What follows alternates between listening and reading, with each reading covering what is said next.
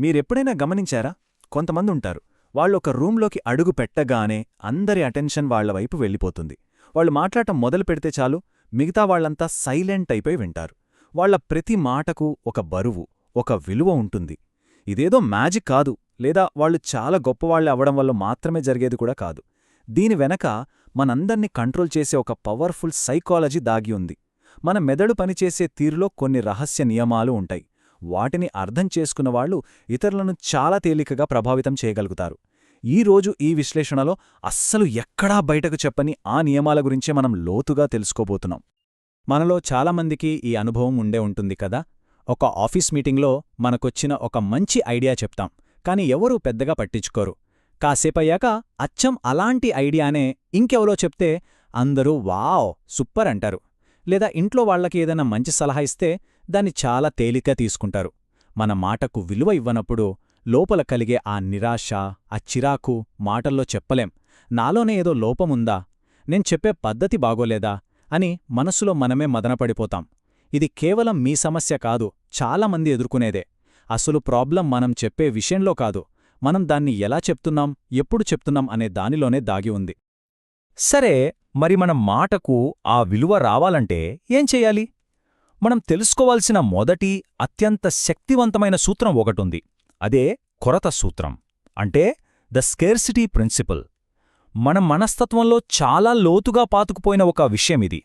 సింపుల్గా చెప్పాలంటే, ఒక వస్తువు లేదా ఒక అవకాశం చాలా తక్కువగా, పరిమితంగా దొరుకుతున్నప్పుడు మన దృష్టిలో దాని విలువ అమాంతం పెరిగిపోతుంది. ఇది మనకు తెలియకుండానే మన నిర్ణయాలన్నింటినీ శాసిస్తూ ఉంటుంది. దీని అర్థం చేసుకోవడం చాలా సింపుల్. ఒక్కసారి ఆలోచించండి. ఏదైనా వస్తువు మనకు సులభంగా ఎప్పుడు పడితే అప్పుడు దొరుకుతుందనుకోండి, దాని గురించి మనం పెద్దగా పట్టించుకోం. కాని అదే వస్తువు గురించి ఇవి కొన్ని మాత్రమే ఉన్నాయి, లేదా ఈ ఆఫర్ ఈ ఒక్కరోజే అని చెప్పినప్పుడు మన మెదడులో ఏదో తెలియని అలారం మోగుతుంది. దాన్ని ఎలాగైనా సరే దక్కించుకోవాలనే కోరిక పుడుతుంది. ఆ వస్తువు క్వాలిటీలో ఏం మార్పు లేదు, కాని కేవలం అది దొరకడం కష్టం అవ్వడం వల్లే దాని విలువ మన కళ్లలో ఆకాశాన్ని తాకుతుంది. ఈ సూత్రాన్ని రుజువు చేయడానికి ఒక అద్భుతమైన ప్రయోగం చేశారు తెలుసా? కొంతమందిని ఒక రూంలోకి పిలిచి వాళ్ల ముందు 2 గాజు జాడీలు పెట్టారు.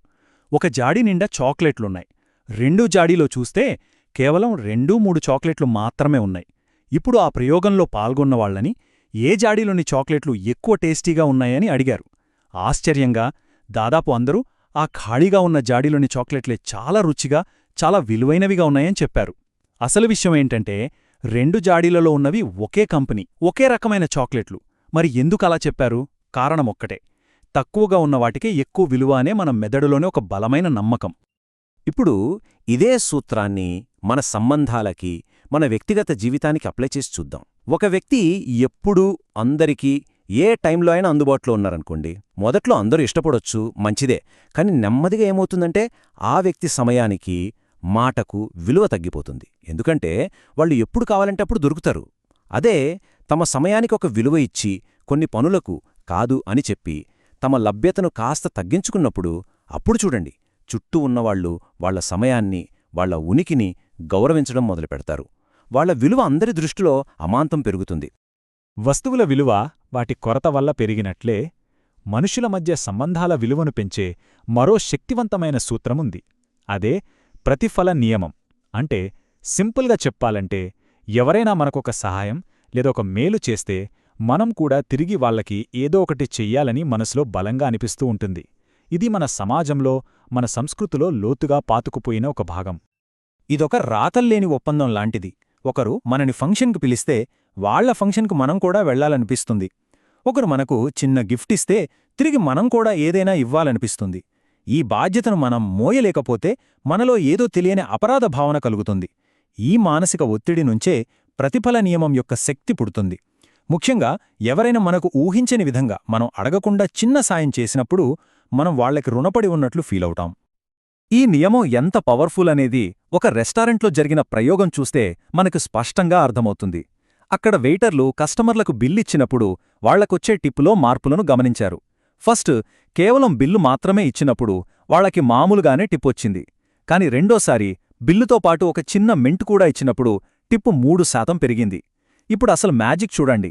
మూడోసారి వెయిటర్ బిల్లిచ్చి అక్కడ్నుంచి వెళ్ళిపోయి మళ్ళీ తిరిగి వచ్చి ఇది మీకోసం ప్రత్యేకంగా అని చెబుతూ వ్యక్తిగతంగా ఇంకొక మింట్ ఇచ్చినప్పుడు టిప్ ఎంత పెరిగిందో తెలుసా? ఏకంగా 23%. ఆశ్చర్యంగా ఉంది కదా? చూశారా? ఆ ప్రయోగం నుంచి మనం నేర్చుకోవాల్సిన ముఖ్యమైన పాఠమిదే. ఆ వెయిటర్ ఇచ్చిందేంటి? మహా అయితే రూపాయి కూడా విలువ చేయని ఒక చిన్న మింట్.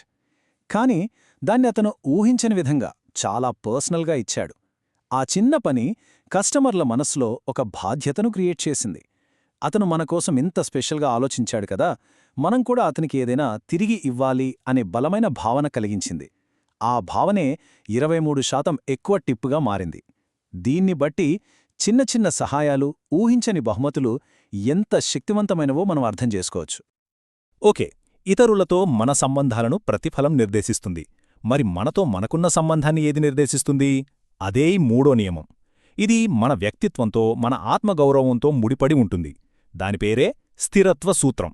సింపుల్గా చెప్పాలంటే, మనం ఒకసారి ఒక నిర్ణయం తీసుకున్నాక లేదా ఒక మాట ఇచ్చాక దాని కట్టుబడి ఉండాలని మన మెదడు బలంగా కోరుకుంటుంది.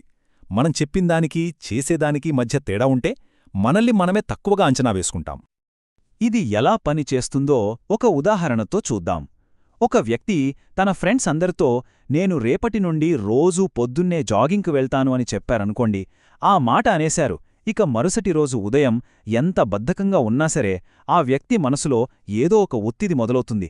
అందరితో చెప్పాను కదా, ఇప్పుడు వెళ్ళకపోతే నా మాటకు విలువే ఉండదు అనే భావన అతన్ని లేపి పరిగెత్తిస్తుంది.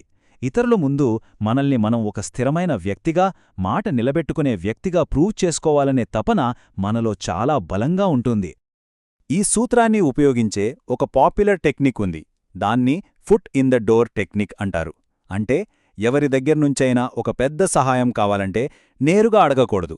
ముందు వాళ్ళు అస్సలు కాదనేలేని ఒక చాలా చిన్న సహాయం అడగాలి.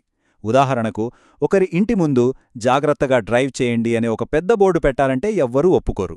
కాని అదే వ్యక్తి దగ్గరికి వెళ్లి ముందుగా వాళ్ల కారు మీద జాగ్రత్తగా డ్రైవ్ చేయండి అని ఒక చిన్న స్టిక్కర్ అంటించుకోవడానికి పర్మిషన్ అడిగారనుకోండి, దానికి చాలామంది సరే అంటారు. ఒకసారి ఆ చిన్న పనికి వాళ్లు ఒప్పుకున్న తర్వాత కొన్ని రోజులకి మళ్లీ వెళ్ళి, మీరు ఇప్పటికే ఈ మంచి పనికి సపోర్ట్ చేస్తున్నారు, ఇప్పుడు మన వీధిలో ఈ చిన్న బోర్డు పెడదామా అని అడిగితే వాళ్లు ఒప్పుకునే అవకాశాలు చాలా చాలా ఎక్కువ. ఎందుకంటే వాళ్లు ఇప్పటికే ఆ మంచి పనికి ఒక చిన్న కమిట్మెంట్ ఇచ్చారు. దానికి స్థిరంగా ఉండటానికి ఇప్పుడు ఈ పెద్ద సహాయానికి కూడా ఒప్పుకుంటారు. ఇప్పటిదాకా మనం 3 శక్తివంతమైన సూత్రాల గురించి మాట్లాడుకున్నాం. ఇవన్నీ వింటుంటే ఎవరికైనా ఒక అనుమానం రావచ్చు. అంటే వీటిని ఉపయోగించి ఇతరులను మనకు కావాల్సినట్టుగా మార్చుకోవచ్చా అని. కాని ఒక్క నిమిషం ఆగండి. ఇక్కడ మనం గుర్తుంచుకోవాల్సిన అతి ముఖ్యమైన విషయం ఒకటి ఉంది. ఈ జ్ఞానం యొక్క ఉద్దేశ్యం ఇతరులను కంట్రోల్ చేయడం లేదా మన స్వార్థానికి వాడుకోవడం కాదు. దీని అసలు ఉద్దేశ్యం మనుషులు ఎందుకలా ప్రవర్తిస్తారో వాళ్ల మాటల వెనుక, వాళ్ల పనుల వెనుక ఉన్న మానసిక కారణాలను లోటుగా అర్థం చేసుకోవడం మాత్రమే. ఓ సరదా విషయం చెప్తాను. ఒక సర్వేలో తేలిందేంటంటే 90% పైగా డ్రైవర్లు తాము యావరేజ్ కంటే చాలా బెటర్ డ్రైవర్లమని నమ్ముతారట. ఇది లెక్కల ప్రకారం అసాధ్యం. కాని మన మెదడు అలానే ఆలోచిస్తోంది. మనల్ని మనం ఎప్పుడూ ఉన్నదానికంటే కొంచెం గొప్పగా ఊహించుకుంటాం. ఇలాంటి మానసిక నమూనాలు మనందరిలోనూ ఉంటాయి. మనమెంత లాజికల్గా ఆలోచిస్తున్నాం అని అనుకున్నా సరే మనల్ని ప్రభావితం చేసే ఇలాంటి కంటికి కనిపించని శక్తులు చాలా ఉన్నాయి. కాబట్టి ఈరోజు మనం చర్చించుకున్న కీలక అంశాలను ఒక్కసారి చకచక గుర్తుచేసుకుందాం. మొదటిది కొరత. ఏదైనా వస్తువు లేదా అవకాశం తక్కువగా ఉన్నప్పుడు దాని విలువ పెరుగుతుంది. రెండవది ప్రతిఫలం. మనం ఇతరులకు ముందుగా సహాయం చేస్తే వాళ్లు కూడా మనకు తిరిగి సహాయం చేయాలని బలంగా కోరుకుంటారు. మూడవది స్థిరత్వం. మనం ఒకసారి ఒక చిన్న మాటకు కట్టుబడితే దానికి అనుగుణంగానే మన భవిష్యత్ ప్రవర్తన కూడా ఉంటుంది. ఈ 3 సూత్రాలు మానవ ప్రవర్తనను శాసించే అదృశ్య నియమాలన్నమాట. ఈ జ్ఞానాన్ని కేవలం కొన్ని టెక్నిక్స్లాగా చూడవద్దు. ఇది ఇతరులతో మన సంబంధాలను మరింతగా మెరుగుపరుచుకోవడానికి ఒక గొప్ప సాధనం. అవతలివాళ్లు ఎందుకొక విధంగా ప్రవర్తిస్తున్నారో మనకు అర్థమైనప్పుడు వాళ్లమీద మనకు కోపం రాదు, సానుభూతి కలుగుతుంది. ఇది కేవలం మాట్లాడటం గురించి కాదు, ఇతరులను ఒక కొత్త కోణంలో వినడం గురించి, వాళ్ల మాటల వెనుక ఉన్న అవసరాలను, భయాలను, ఆశలను అర్థం చేసుకోవడం గురించి. ఈ విశ్లేషణను ముగించే ముందు మీకో చిన్న ఆలోచన. ఈ రోజునుంచి మీరు ఎవరితోనైనా మాట్లాడేటప్పుడు ఈ సూత్రాలను గమనించడానికి ప్రయత్నించండి. ఎవరైనా ఒక వస్తువు లిమిటెడ్ ఎడిషన్ అనగానే వాళ్ల కళ్లల్లో మెరుపెందుకొస్తోంది? ఎవరైనా చిన్న సహాయం చేసినప్పుడు తిరిగేదైనా చెయ్యాలని మనకు ఎందుకనిపిస్తోంది? ఒకరు ఒక చిన్న మాటకు కట్టుబడి ఆ తరువాత పెద్ద పని చేయడానికి ఎలా ఒప్పుకుంటున్నారు? మన చుట్టూ జరిగే ఈ సంభాషణలలో ఈ నియమాలను గమనించడం మొదలుపెట్టినప్పుడు మనుషుల ప్రవర్తన మనకు మరింత స్పష్టంగా అర్థమవుతుంది. ఇది మనల్ని మరింత మంచి శ్రోతగా, మరింత ప్రభావవంతమైన వ్యక్తిగా, అన్నిటికంటే ముఖ్యంగా మరింత అర్థం చేసుకోగల మనిషిగా మారుస్తుంది.